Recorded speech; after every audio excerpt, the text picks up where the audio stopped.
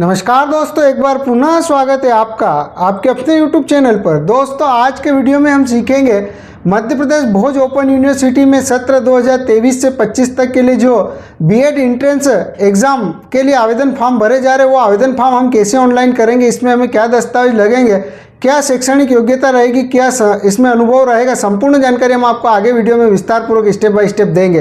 तो दोस्तों, वीडियो शुरू करने से पहले यदि आप हमारे चैनल पर नए तो हमारे चैनल को सब्सक्राइब करें, बेल आइकन को जरूर दबाएं, जिससे हमारे आने वाले वीडियो के नोटिफिकेशन आपको समय समय पर मिलते रहे। चलिए दोस्तों, वीडियो शुरू करते हैं। तो दोस्तों, मध्य प्रदेश भोज ओपन यूनिवर्सिटी से यदि आप बीएड या डीएड करना चाहते हैं तो उसके जो एंट्रेंस एग्ज़ाम होनी है बीएड और डीएड की, उसके आवेदन फॉर्म भरे जा रहे हैं।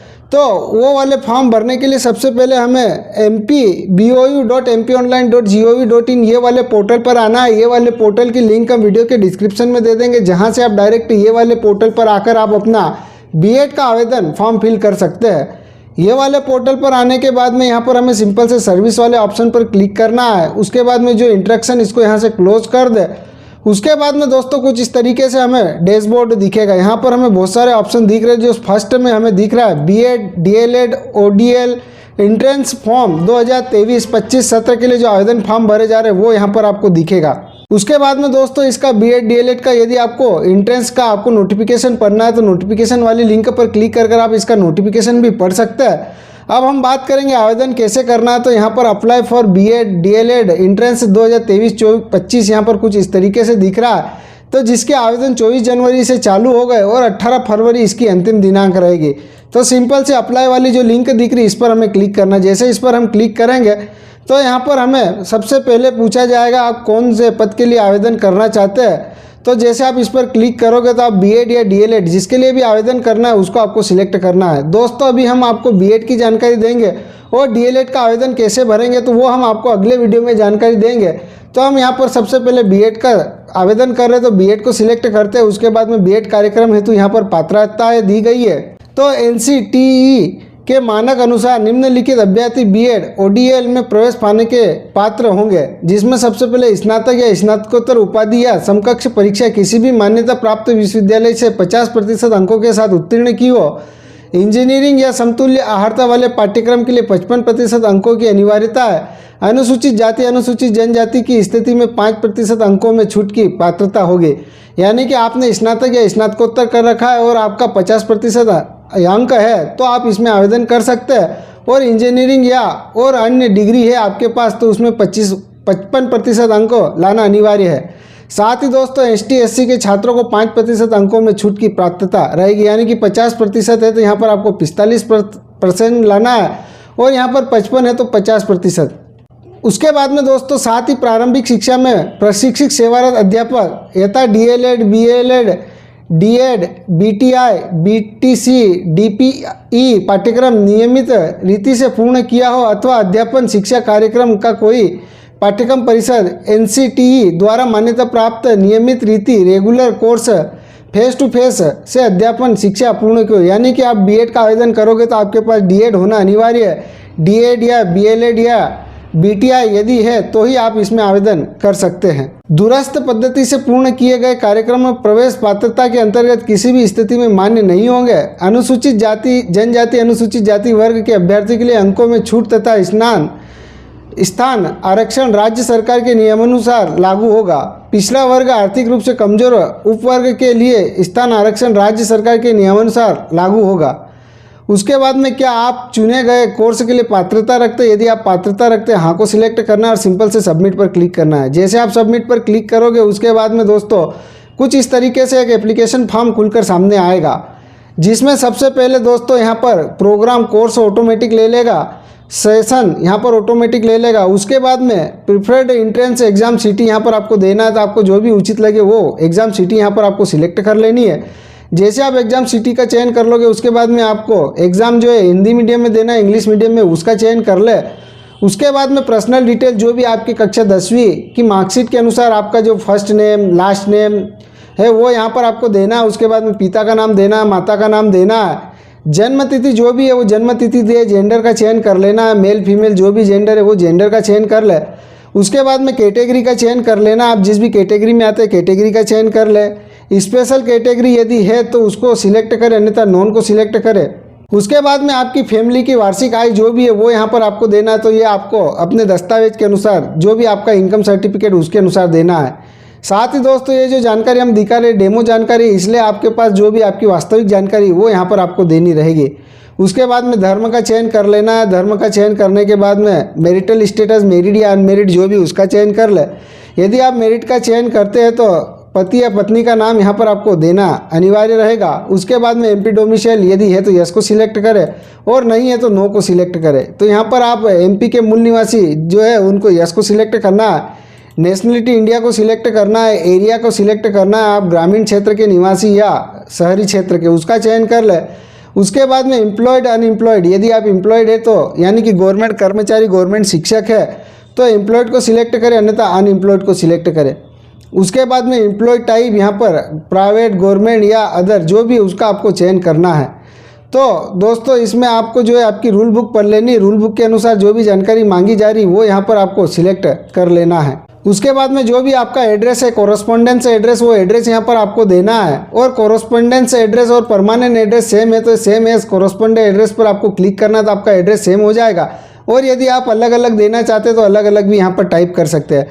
उसके बाद में जो भी ईमेल आईडी वो ईमेल आईडी देनी है। ईमेल आईडी देने के बाद में जो भी मोबाइल नंबर है वो मोबाइल नंबर देना है। उसके बाद में सेकंड मोबाइल नंबर यदि है तो दे, अन्यथा इसको छोड़ दे। उसके बाद में दोस्तों यहाँ पर एजुकेशन क्वालिफिकेशन फिल करनी है। तो सबसे पहले आपको जो है दोस्तों इसमें ग्रेजुएशन की जानकारी, सबसे पहले आपको यहाँ पर कक्षा 10वीं की जानकारी देनी है, जिसमें सबसे पहले इंस्टीट्यूट यूनिवर्सिटी का नाम देना है, यानी कि बोर्ड का नाम देना है। जिस भी बोर्ड से आपने कक्षा 10वीं करी वो 10वीं की बोर्ड का चयन कर ले। उसके बाद में पासिंग ईयर देना है, मार्क ऑब्टेन मार्क यहाँ पर आपको देना है, कितने नंबर आपको 10वीं में आया है और कितने में से आपको टोटल पूर्णांक कितना है वो यहाँ पर आपको देना है। तो कुछ इस तरीके से आप पूर्णांक दे, परसेंटेज ऑटोमेटिक ले लेगा। उसके बाद में डिवीज़न फर्स्ट सेकंड या थर्ड जो उसका चयन कर ले। इसी तरीके से आपको कक्षा 12वीं की जानकारी देनी है। उसके बाद में दोस्तों यहाँ पर यूजी की जानकारी देनी है। आपने अंडर ग्रेजुएट यानी कि यूजी कर रखा है, बीए बीकॉम या फिर इंजीनियरिंग जो भी कर रखा है उसका चयन कर ले और उसके अनुसार यहाँ पर आपको जानकारी देनी रहेगी। उसके बाद में दोस्तों यदि आप पोस्ट ग्रेजुएशन की जानकारी देना चाहते हैं तो वो दे, अन्यथा इसको छोड़ भी सकते हैं। उसके बाद में are you regular trained in service teacher, तो यहाँ पर आप गवर्नमेंट सर्विस में है और डीएड बीएलएड या बीएड डीएड जो भी कर रखा है वो आपके पास होना, या फिर NCTC approval face teacher training programme में रेगुलर मोड में यदि किया है तो ये सिलेक्ट करें। उसके बाद में यहाँ पर आपको जो है ट्रेनिंग की जानकारी देनी है, जो भी जहाँ से आपने डीएलएड बीएलएड या डीएड बीटीआई बीटीसी या डीपीई कर रखा है उसकी जानकारी देनी है। तो सबसे पहले रेगुलर ट्रेनिंग मोड को रेगुलर को सिलेक्ट करना है। जिस भी यूनिवर्सिटी बोर्ड से आपने कर रखा है वो यहाँ पर आपको उसके बोर्ड का नाम देना है, पासिंग ईयर देना है, परसेंटेज देना है, डिवीज़न देना है। उसके बाद में दोस्तों यहाँ पर आपको एक्सपीरियंस मांगा जा रहा है। तो दूरस्थ पद्धति से पूर्ण किए गए कार्यक्रम प्रवेश पात्रता के अंतर्गत मान्य नहीं होंगे, यानी कि आपने जो है रेगुलर मोड में नहीं किए, यदि आपने डिस्टेंस एजुकेशन से यानी कि प्राइवेट किया है तो वो आप इसमें आवेदन भी नहीं कर सकते। उसके बाद में यहाँ पर वर्किंग एक्सपीरियंस देना है। अतिथि शिक्षक का अनुभव प्रमाण पत्र प्रवेश पात्रता के अंतर्गत मान्य नहीं होगा। यदि आप अतिथि का यहाँ पर अनुभव लगाते तो वो मान्य नहीं होगा। और यदि आप गवर्नमेंट कर्मचारी है तो उस स्कूल का जो भी अनुभव प्रमाण पत्र वो लगा सकते हैं। और प्राइवेट में यदि आप कर्मचारी है तो प्राइवेट का अनुभव भी यहाँ पर आप लगा सकते हैं। साथ ही दोस्तों यदि आप यहाँ पर एम्प्लॉय होंगे तो ही आप आवेदन कर सकते हैं, भले वो रेगुलर है, गवर्नमेंट है या प्राइवेट है, जिसका भी आप एम्प्लॉय है यानी कि आपका टीचरशिप कर रहे हो तो ही आप इसमें आवेदन कर सकते हैं। तो जो भी अनुभव है वो यहाँ पर आपको देना है, अनुभव कितने महीने का है वो यहाँ पर आपको देना है। उसके बाद में यहाँ पर आपको शुल्क शो हो जाएगी। उसके बाद में यहाँ पर हमें फ़ोटो और सिग्नेचर कुछ इस तरीके से डेमो दिया गया है, इस तरीके से हमें फ़ोटो और सिग्नेचर स्कैन कर लेना है। डिक्लेरेशन पर क्लिक करना है, यहाँ पर अपलोड इमेज पर क्लिक कर आप फोटो और सिग्नेचर अपलोड कर दे। उसके बाद में आप सारी जानकारी रिमार्क कर ले, अच्छे से वेरीफाई कर ले और सिंपल से आपको जो है दोस्तों सबमिट पर क्लिक करना है। जैसे आप सबमिट पर क्लिक करोगे उसके बाद में दोस्तों यहाँ पर आपको एक एप्लीकेशन नंबर प्राप्त होगा। एप्लीकेशन नंबर आप किसी कागज़ पर नोट कर ले, इसको कॉपी कर ले।